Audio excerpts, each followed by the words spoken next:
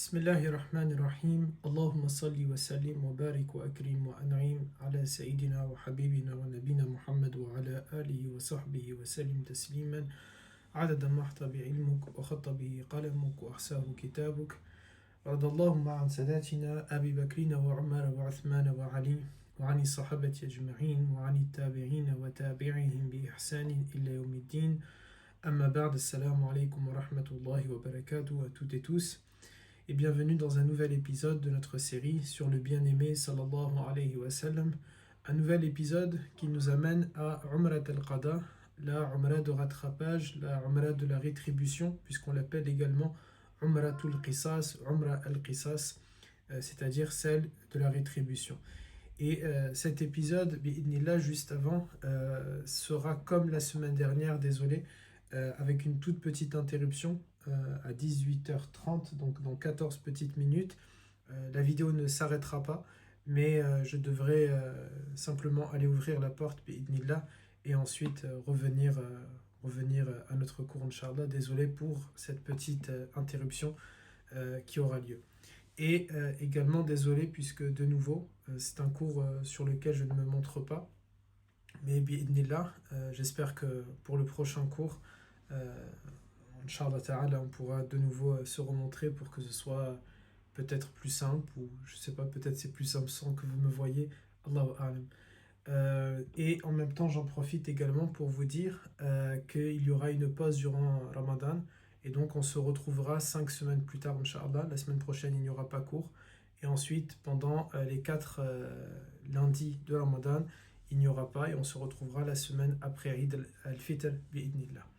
Alors, Umrat al-Qada, c'est une Umrah, si vous vous souvenez bien, qui a eu lieu parce que le prophète sallallahu alayhi wa sallam, en l'an 6 de l'Hégire, va partir pour accomplir la Umrah avec 1400 compagnons et il va en être interdit, empêché par les Qurayshites qui vont ensuite faire des pourparlers avec lui, après bien sûr l'avoir menacé, avoir failli tuer des compagnons dont le plus grand et le plus important parmi ceux qui ont failli mourir étant Uthman ibn Affan, ce qui va amener à Bay'atul Ridwan que nous avons discuté et également au pacte d'Al-Hudaybiyah que nous avons traité, si ma mémoire est bonne, durant 3 épisodes, voire 2 épisodes.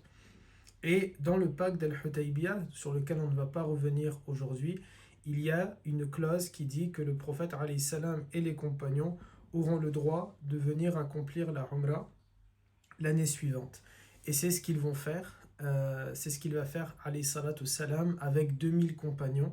Donc ils vont venir pour accomplir cette Umrah en l'an 7 de l'Hégire. Lorsqu'ils viennent, ils sont donc 2000 et plusieurs montures, contrairement à l'année précédente en l'an 6 où, souvenez-vous, ils sont venus qu'avec très très peu d'armes. Là par contre, le prophète alayhi salam va surarmer, si on peut dire de cette manière-là. Il va surarmer beaucoup de montures, beaucoup de chameaux, de chevaux en armes. Et lorsque les Qurayshites seront mis au courant de cette information-là, ils vont questionner les intentions du prophète alayhi salam et il leur répond, et c'est assez naturel, qu'il ne leur fait plus confiance puisque l'année précédente, il était censé avoir le droit, en principe, sans demander la permission de venir accomplir la Umrah, puisqu'il y a le sanctuaire sacré, la Kaaba, étant vénéré par les différentes tribus arabes, même qui ne partagent pas les mêmes idéologies que Quraysh, ils avaient tous le droit de venir faire leur pèlerinage. Et donc au même titre, normalement, Nabi alayhi salam et les compagnons auraient dû avoir ce droit-là, mais le prophète alayhi salam a vu qu'il ne peut pas leur faire confiance, et donc voilà pourquoi il vient avec ces armes-là lors de cette Umrah-là. C'est également tout simplement une question de protection des populations, de survie, puisque s'ils se déplacent avec autant de personnes, beaucoup plus de femmes et d'enfants qu'à la première Umrah de l'année précédente, eh bien il y a un risque, le risque d'être assassiné, tué, exécuté, torturé par les Qurayshites, et il faut bien sûr se protéger par rapport à ça. Lorsque le prophète alayhi salam va arriver dans la cité sainte de Makka, il va y avoir 4 types de réactions de la part des leaders qurayshites, mais de manière générale, au-delà des leaders, même de la population de Quraysh.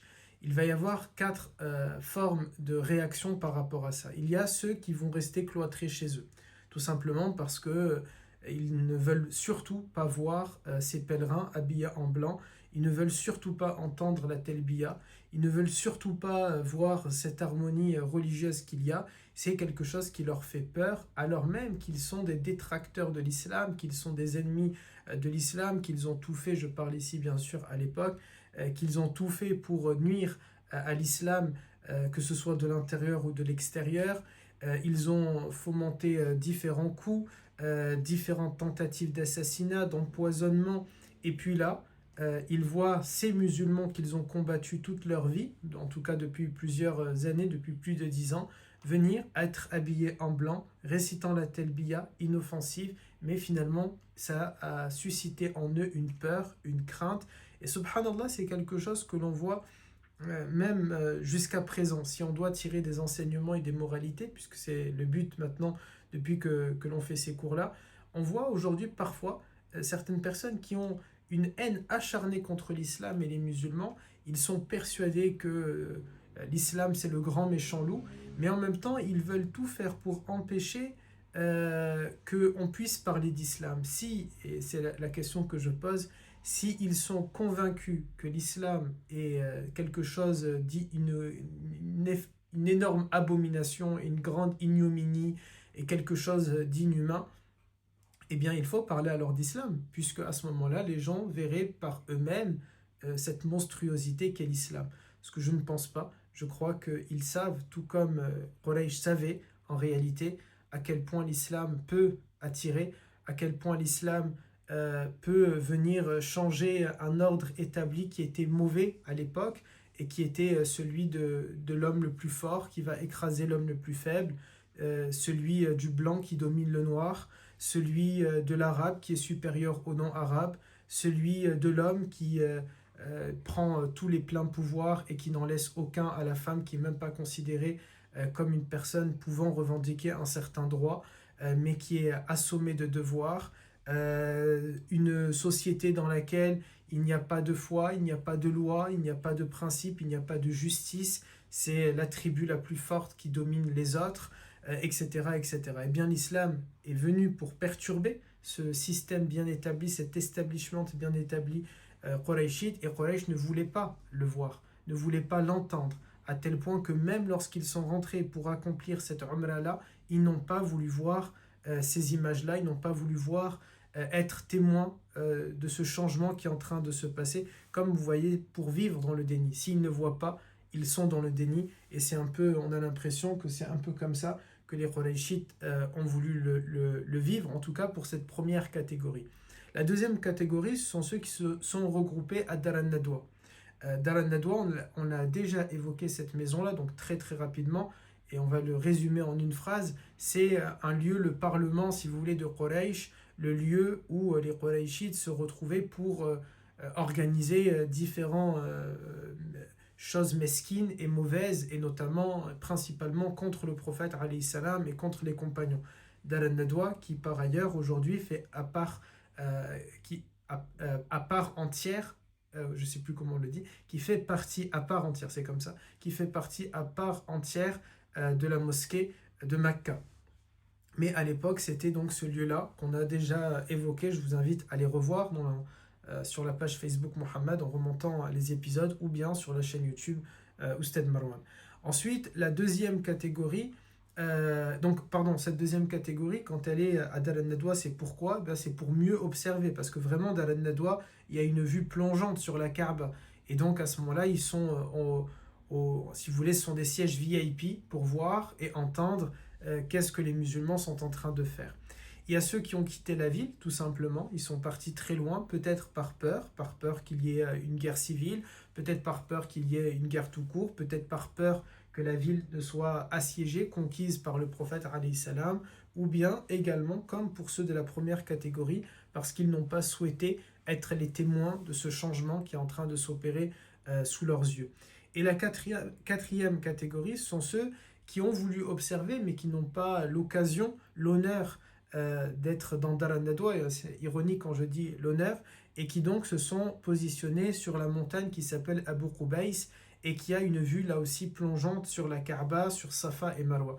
Abu Qubays, pour celles et ceux qui sont ou qui partiront bi'idhnillah, en Umrah ou au pèlerinage, au Hajj, c'est la montagne sur laquelle aujourd'hui il y a le palais royal.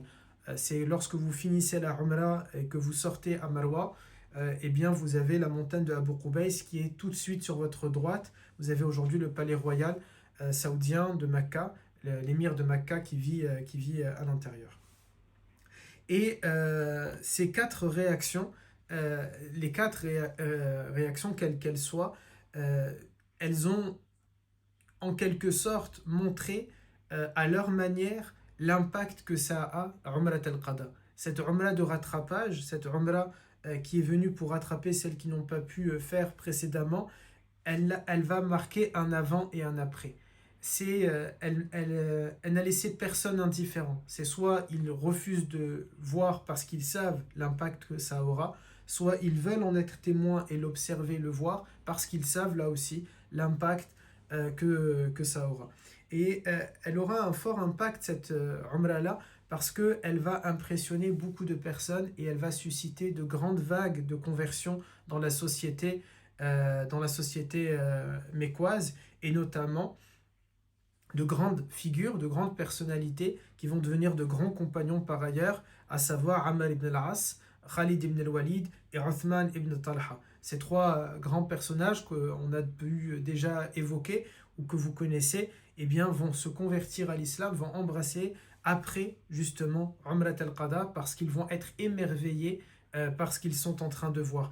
Et ça, là encore, ça nous donne un enseignement et une moralité. Notre objectif constamment, il est là. C'est de lire la Sira pour tirer des enseignements et des moralités. Pas simplement pour le lire, l'entendre pour l'entendre, mais il nous faut tirer des moralités.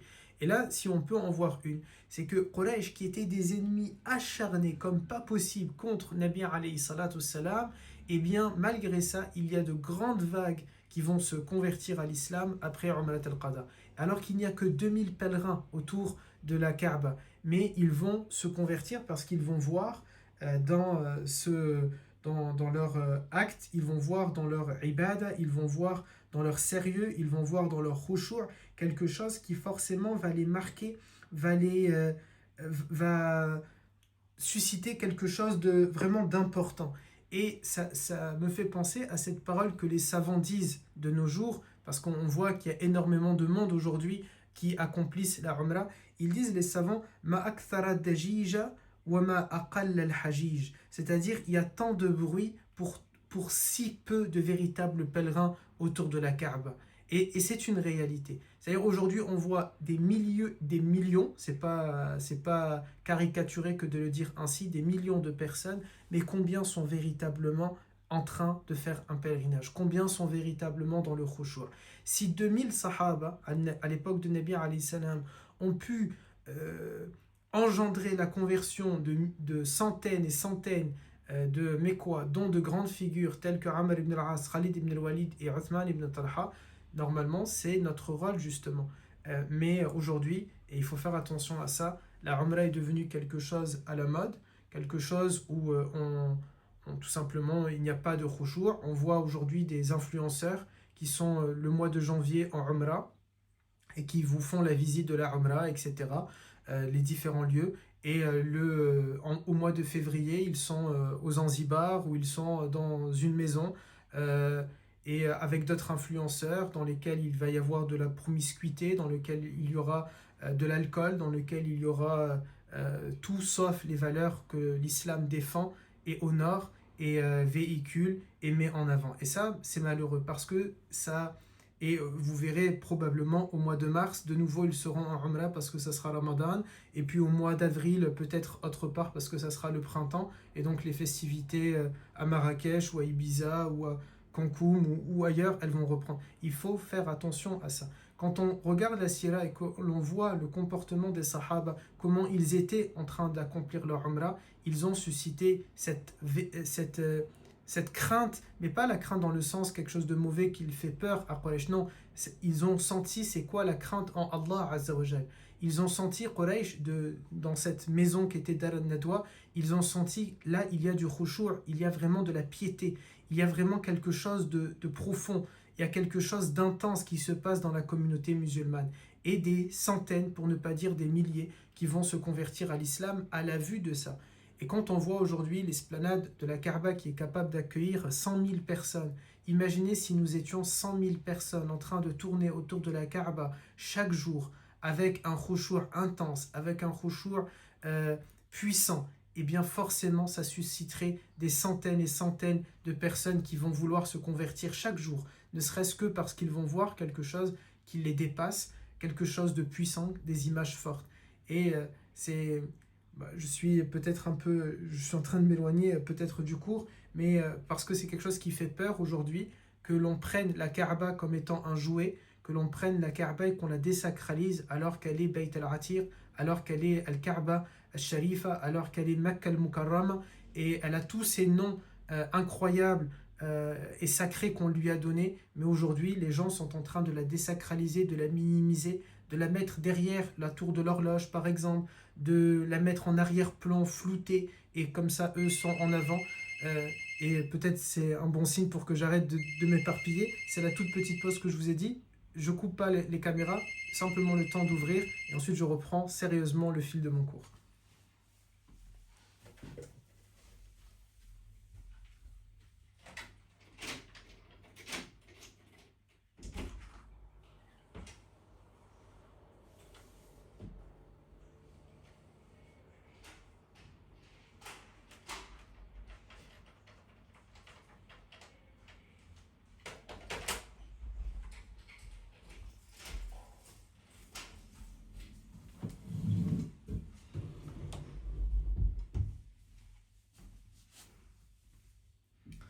Bismillah, désolé. Du coup, voilà, avec ces trois grands compagnons qui vont se convertir à l'islam suite à Umrat al-Qada. Lors de cette seconde Umrah, puisqu'on est en train de parler justement, mais tout en restant dans mon sujet, on est en train de dire que les compagnons ont suscité cette révérence, je crois on dit, cette crainte chez Quraysh, cette crainte vis-à-vis d'Allah Azzawajal. C'est pas une crainte dans le sens pour faire peur, c'est pas une crainte de cette manière-là qu'il faut le voir. Et bien de la même manière, Nabi alayhi salatu salam, il va entendre, durant les rites de la Umrah, lorsqu'il va arriver, il va entendre qu'il y a une rumeur au sujet des compagnons. Celle que Nabi alayhi salam serait, selon Quraysh, entouré que de personnes qui sont faibles et qui sont malades, qui sont totalement affaiblies. Et donc, en quelque sorte, le message qu'ils sont en train de renvoyer derrière, c'est de dire les musulmans sont faibles et ils ne pèsent pas dans la géopolitique de la région à cette époque donnée. Ils ne pèsent pas, c'est pas une grande civilisation, ils ne sont pas amenés à être une grande civilisation, etc. etc. Et là, Nabi alayhi salam ne va pas aimer, il va avoir ce qu'on appelle Izzatul Islam, la fierté pour l'islam. La fierté, c'est pas, attention, je ne parle pas du prophète alayhi salam ici, c'est pas quelque chose de beau que d'être fier vous voyez, d'être, je sais pas, orgueilleux, de ne pas être humble, c'est pas quelque chose qui est beau. Mais parfois, il faut l'être. Et notamment, il faut l'être quand il s'agit de sa religion, de ses valeurs, pardon, quand il s'agit de ces domaines-là, il faut l'être. Et là, le prophète, alayhi salam, il va être fier par rapport à sa religion, et donc il ne veut pas qu'elle ait cette image-là d'une religion qui est composée que de personnes faibles, sans être péjoratif ou négatif ou mauvais vis-à-vis de ceux qui ont bien sûr des faiblesses. Mais là, Nabi alayhi salam va demander aux compagnons plusieurs choses. Tout d'abord, de courir entre Safa et Marwa à un endroit bien précis pour montrer cette force physique. Il va leur demander de découvrir leur épaule droite, ce qu'on appelle al-ittiba', de manière à montrer les pectoraux et les biceps. Il va demander aux compagnons de faire ar-ramal, c'est-à-dire que les 3 premiers tours du tawaf, en tournant autour de la Kaaba, qu'ils le fassent à pas très rapide, de manière à montrer aussi une forme physique. Et c'est quelque chose d'en effet très physique. Si aujourd'hui on le fait avec avec maintenant, c'est bon, on a un sol qui est très frais, c'est une pierre qui est spéciale, donc elle est très fraîche, même si ça tape énormément. On peut choisir la période de l'année où on va, où il fait bon. Malgré toutes ces mesures que vous pouvez prendre, vous pouvez le faire par exemple au premier étage, au deuxième étage, sans qu'il y ait le soleil qui vous tape dessus. je peux vous assurer que Al-Ramal, c'est quelque chose qui est difficile. Et là, vous avez 2000 compagnons, un peu moins parce que ce n'est pas les femmes qui vont le faire. À ce moment-là, le prophète demande en tout cas aux hommes de le faire, même si les sœurs l'ont fait, mais il est connu que ce sont les hommes compagnons qui l'ont fait, d'où le fait que c'est une sunna aujourd'hui pour les hommes. Eh bien, ils vont se mettre à courir et ils vont le faire pendant les 3 premiers tours, avec une chaleur qui n'est pas la chaleur qu'on connaît maintenant, avec un sol qui n'est pas le sol qu'on connaît maintenant, avec des moyens qui ne sont pas les moyens qu'on a maintenant, etc., etc. Et surtout, avec, n'oubliez pas, une semaine où ils sont en train de voyager, d'avoir quitté Al-Madin, Al-Munawwara, pour arriver à Mecca, donc avec la fatigue du voyage qui n'est pas celle que l'on a maintenant, puisque maintenant, alhamdulillah, nous avons des moyens, même si on le fait avec, on va dire, le moyen de transport le plus fatigant, qui est le bus. Malgré ça, ça reste des bus climatisés avec des sanitaires, on s'arrête dans les stations, on mange, on arrive d'abord dans un hôtel, parfois 4 étoiles, 5 étoiles, 3 étoiles selon nos moyens, on pose nos affaires à l'intérieur, on peut même prendre une douche sans bien sûr mettre de parfum, mais sans rentrer dans les règles de la Umrah, etc. etc. Donc ce n'est pas les mêmes conditions. Et là, le prophète alayhi salam va leur demander donc de faire ça pour faire ce qu'on appelle l'Izzatul Islam, la fierté par rapport à l'islam, de ne pas laisser ces rumeurs passer. Et ça, c'est quelque chose qui est important à retenir pour nous-mêmes, de ne pas faire honte à notre religion, d'être les meilleurs dans notre travail, dans notre entrepreneuriat, dans nos commerces, dans les cités dans lesquelles nous vivons, dans les villages dans lesquels nous vivons, d'être les meilleurs sur la route, d'être dans tout l'ensemble des domaines, d'être les meilleurs de sorte à ne pas faire honte à la ilaha illallah, Muhammad Rasulullah, de sorte de ne pas faire honte à notre religion. Il nous faut être les meilleurs dans l'ensemble des domaines dans lesquels nous entreprenons et nous faisons. Ensuite, le prophète, alayhi salatu salam, donc dans le cadre de cette Umrah, il va rester 3 jours. 3 jours à Mecca, et en restant ces 3 jours-là, il va y avoir une certaine Maïmouna bint al-Harith qui va devenir notre mère, la mère des croyants, et dans laquelle l'histoire est dans mon livre, que je vous invite à vous procurer et à lire. Maïmouna radiallahu anha, notre mère, qui s'était convertie déjà plusieurs mois ou années avant Umrat al-Qada, mais qui n'a pas pu faire l'hégire parce que faute de moyens ou faute d'autorisation de ses tuteurs, elle n'a pas pu, c'est pas des tuteurs musulmans ici, hein, c'est Quraysh qui l'en a empêché, elle n'a pas pu tout simplement faire la hijra pour venir jusqu'à Al-Madin al-Munawwara. Et donc certains ont dit que probablement elle avait caché sa foi à ses tuteurs qurayshites, qu'elle est restée du coup à Mecca tout simplement, isolée du reste de la Ummah. Et là, le fait que Nabi alayhi salam vient à Mecca, eh bien, elle a l'occasion tout simplement de repartir avec eux. Et pour partir avec eux, elle veut le faire en grand, mais pas dans le sens orgueilleux. C'est parce que ça, elle souhaite ça. Elle est tombée amoureuse de Nabi alayhi salam. Et comment ne pas tomber amoureux ou amoureuse du bien-aimé sallallahu alayhi wa sallam. Et donc, elle va parler à sa sœur qui est al-Fadl. Et al-Fadl, c'est pas n'importe qui parce que c'est la femme de l'oncle du prophète. Alors, je vais essayer de ne pas vous perdre. On reprend. On a Nabi alayhi salatu salam, il a un oncle qui s'appelle Al-Abbas. Et Al-Abbas a une épouse qui s'appelle al-Fadl. Al-Abbas, l'oncle du prophète, et son épouse al-Fadl sont tous les deux des compagnons. C'est une sahabiya et lui, c'est un sahabi. Eh bien, Maïmouna, elle est la belle-sœur de Al-Abbas. Et comme elle a l'intention elle aimerait bien en tout cas se marier avec le prophète alayhi salatu salam, eh bien, elle va parler à son beau-frère, à Al-Abbas, en lui disant tout simplement, et à sa sœur, en leur disant qu'elle aimerait bien qu'il parle en sa faveur auprès du prophète alayhi salatu salam, parce que peut-être que du coup, lui aussi, il serait ouvert et intéressé à ce mariage. Et Al-Abbas va en parler à son neveu, qui est Ja'far, le cousin du prophète, le frère de Ali, et il va lui dire, est-ce que tu peux aller pour parler de ça avec le prophète, alayhi salatu salam.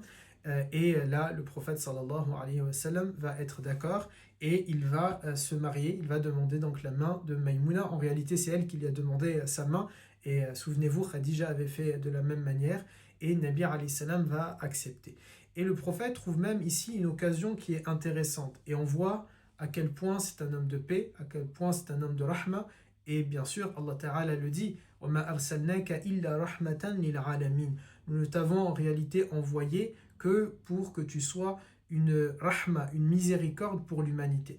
Et donc, c'est ce que Nabi alayhi salam veut être, et il veut profiter de ce mariage pour unifier entre Al-Madina et Mecca, pour réconcilier les familles qui ont été divisées, pour penser les blessures des guerres qu'il y a eu entre eux, pour mettre fin à tout simplement à ces tensions, bien que là on est dans une période de paix, puisque le pacte d'Al-Hudaybiyah a été signé, mais malgré ça, pour que les choses se passent bien. Et il leur propose, vous m'avez dit que j'ai le droit d'être à Mecca simplement 3 jours, je vous propose de rajouter une journée, et comme ça je vais faire mon mariage à Mecca, et vous êtes toutes et tous invités.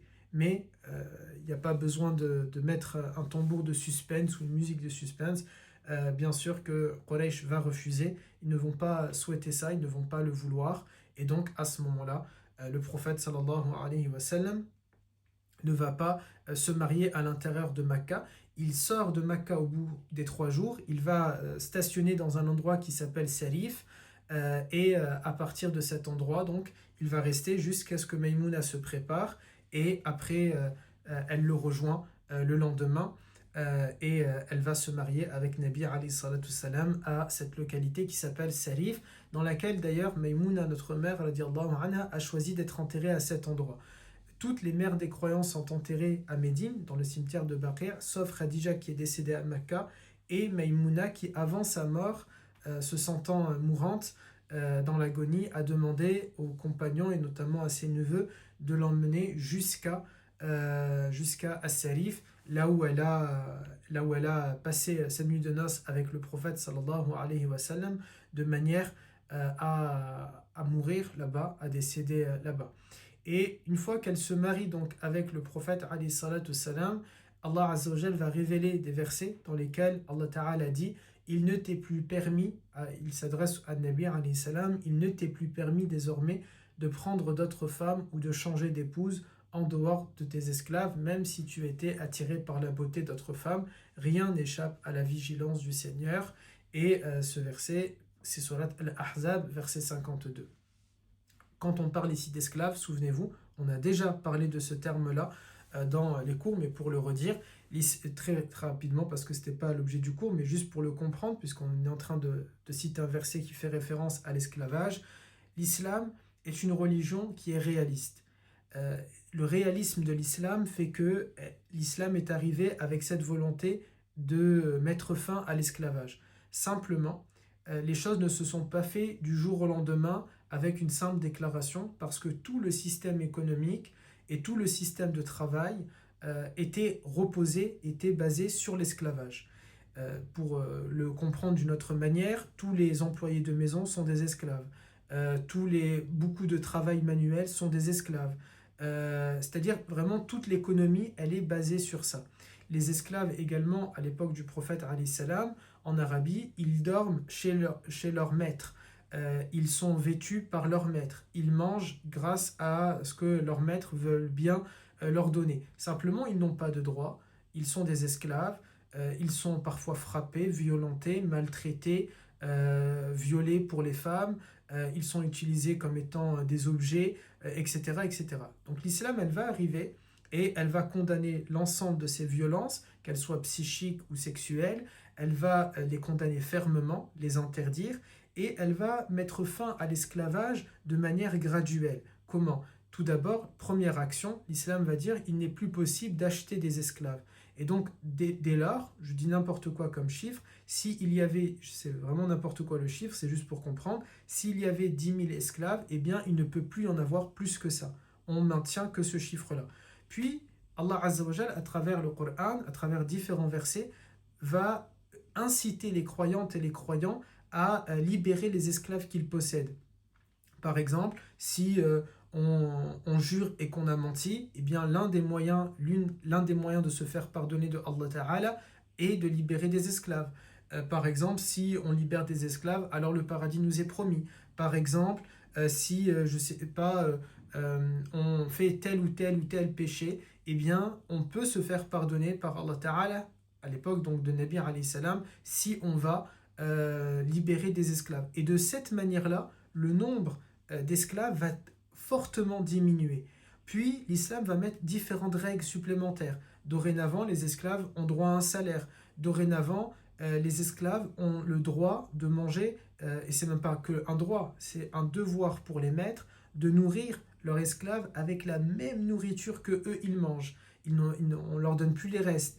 Ils doivent être vêtus avec les mêmes vêtements que les maîtres ont. Si une femme esclave, un maître décide d'avoir des relations avec elle et donc de ne pas regarder est-ce qu'elle est consentante ou pas consentante, il est obligé de la libérer. Elle obtient sa liberté. C'est bien sûr que ça reste un viol et c'est pas acceptable. Euh, L'islam va donc mettre en place le consentement. Mais là, on parle pour ceux qui n'étaient donc pas musulmans, qui ne respectaient pas ces règles-là, mais qui vivaient dans la société musulmane. Et bien à ce moment-là, ils étaient condamnés par la justice à devoir libérer ces femmes-là. Mais qu'on les choses soient bien claires, aucun compagnon n'a violé de femmes esclaves, parce que cela est bien sûr pas du tout permis en islam. Parmi les autres règles, par exemple, qu'il va y avoir, c'est que on va donner un titre dorénavant aux femmes esclaves qui ont, elles, accepté d'avoir des relations avec leur maître, parce que c'était une coutume peut-être probablement à l'époque. On parle bien ici de relations qui étaient consenties, mais elles vont enfanter, elles seront mères, et bien elles obtiennent maintenant un statut qui est particulier, et donc elles ne sont plus esclaves. Et de cette manière-là, le nombre d'esclaves, et là encore je vais dire n'importe quoi pour les chiffres, mais juste pour comprendre, il va passer de 10 000 à tout d'un coup 5 000 en quelques semaines, et puis 2 000 en quelques mois, et puis 200-300 en quelques années, jusqu'à ce que ça disparaît totalement. Et c'est de cette manière-là que l'islam a combattu l'esclavagisme. C'est-à-dire son but était de mettre fin à l'esclavage, mais ça s'est fait de manière graduelle, de manière à ne pas déséquilibrer une société qui était ancrée dans ça, et où tout tournait autour de ça. Ça aurait été un risque également même pour les esclaves, c'est-à-dire de se retrouver du jour au lendemain sans toit, sans vêtements, sans nourriture, et donc c'est jeter dehors des milliers et milliers de personnes. Cela aurait totalement déstabilisé l'ensemble de la société. Voilà concernant donc Maïmouna qui va se marier avec le prophète alayhi salam, et elle devient la dernière des mères des croyants à pouvoir se marier avec le prophète sallallahu alayhi wa sallam. Et ensuite, donc après ce petit passage à As-Sarif suite au mariage avec Maïmouna, le prophète alayhi salam retourne à Al-Madin al-Munawwara avec les 2000 compagnons qui l'ont accompagné durant Umrat al-Qada. Et on arrive à la fin de notre épisode. Maïmouna, juste peut-être pour la petite histoire, mais c'est peut-être plus intéressant, je ne sais pas, de le lire dans mon livre, qui est décédé à l'âge de 68 ans, et son neveu qui est Ibn Abbas. Donc pourquoi Ibn Abbas, souvenez-vous, puisque Ibn Abbas c'est le fils de al-Fadl et de Al-Abbas, et al-Fadl étant la sœur de Maïmouna. بارك الله فيكم سبحانك اللهم وبحمدك نشهد أن لا إله إلا أنت نستغفرك ونتوب إليك سبحان ربك رب العزة عما يصفون وسلام على المرسلين والحمد لله رب العالمين. Prenez soin de vous, prenez soin de votre foi, et je vous donne donc rendez-vous à peu près dans 5 ou 6 semaines, Inch'Allah, et bon Ramadan à toutes et à tous. Salam alaikum wa rahmatullah.